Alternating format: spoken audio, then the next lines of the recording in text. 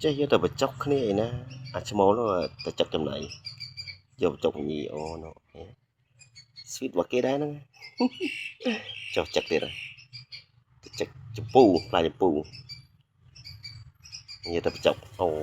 sweet lại yeah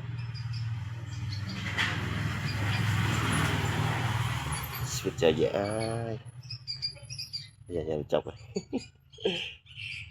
sát ra chạy nhàng đó nè như tờ bật chốc này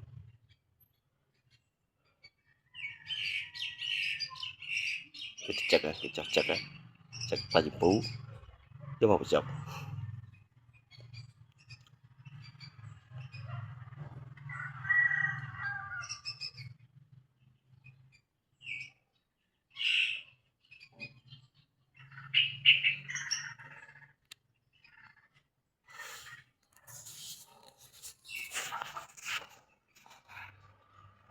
một lời khởi bật bật lời này